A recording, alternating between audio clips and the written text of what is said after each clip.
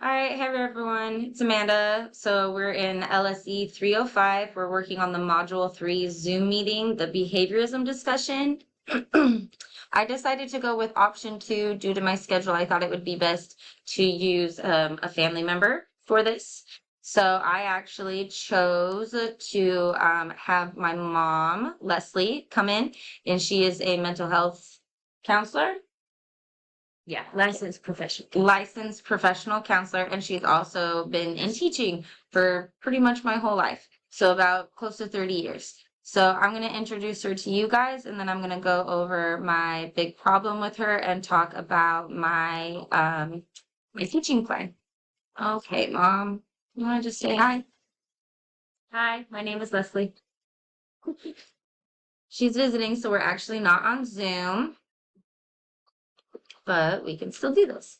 It has this like background. Let me see if I can actually change this. Can I change it or no? No, can't change it. All right, here we are.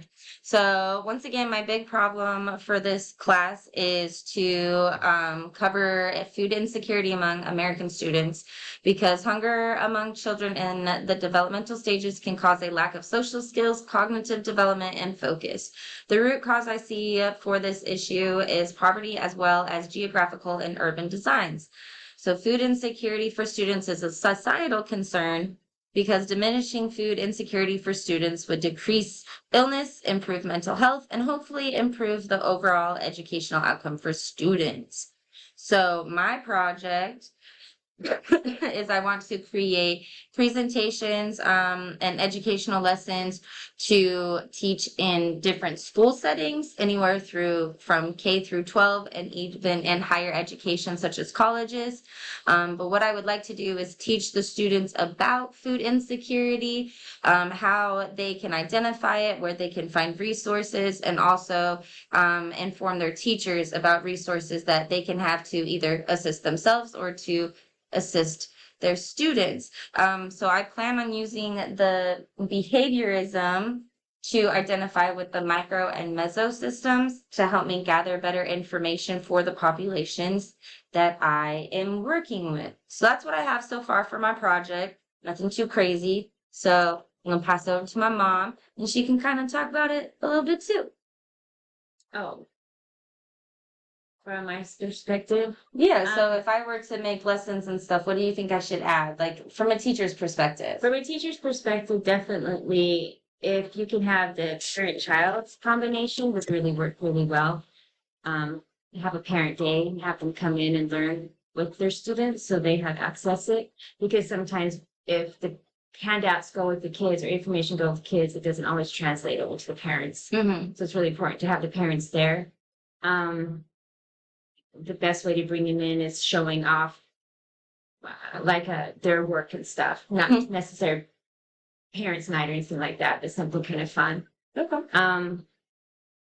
As a licensed professional counselor, I've seen where the needs are not met of my clients, and that's also another area that could work that's kind of out in the community, is working with mental health counselors, because we're not social workers, so we don't have a lot of those things. Mm-hmm. We do have those clients that come in with those issues, because we do take care of Medicaid clients as well, and some of the clients have insurance but also are on Medicaid.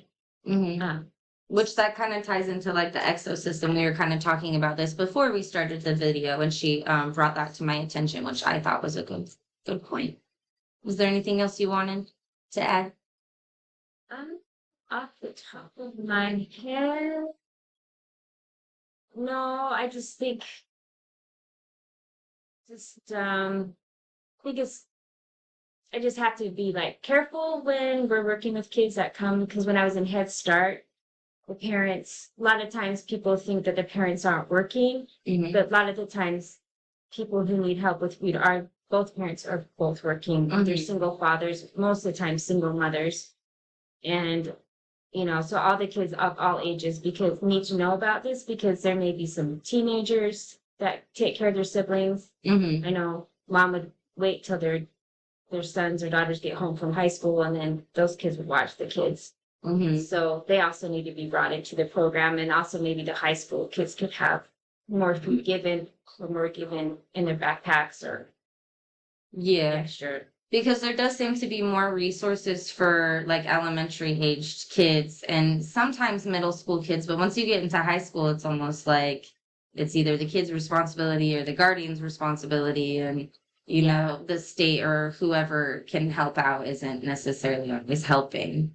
Yeah, and like they did have backpack program. It started in the elementary school, then they went to the junior high, and now in our community, it's actually in the high school. Oh, okay. So they've been collecting food for all of those programs, and they actually use the churches, and a lot of the churches where you can drop food off. Okay. Somebody takes it to the high school or to the junior high to help them out with that. That's really nice. So you have like little food pantries in your community. Mm-hmm. Okay. Yeah. Very nice. Yeah. So making sure that I branch out and include and think about different systems as well as making sure that I branch out and reach different ages and populations, not just thinking like parents and kids, but also like who is caregiving, who is providing the food. Yeah, I mean, if you think about that, there's 61% of grandparents are taking care of their kid, of their grandkids. So it's a really important thing to go out and look out in the community. You Mhm. might even want to go to senior centers or, you know, I don't know how many senior centers people have, but there's places you can go to the seniors in the community, but they do a lot of Mhm. grandparents take care of their grandkids.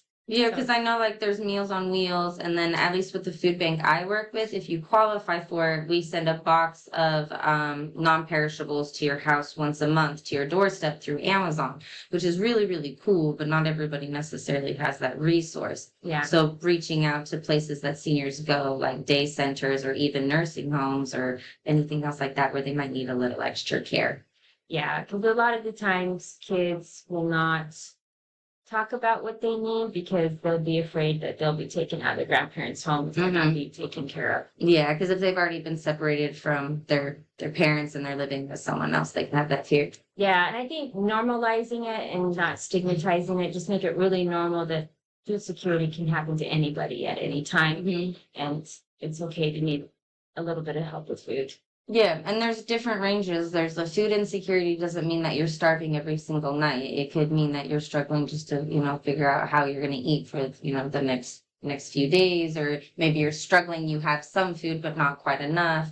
So there's Yeah. a different range. And they can have a good job. I remember I was working down the food bank and one of your father's employees came through and I was really surprised because they were CNA and I was really surprised that they needed help with food, Mhm. but they do. Mhm. So Yeah, I've seen that at my work too.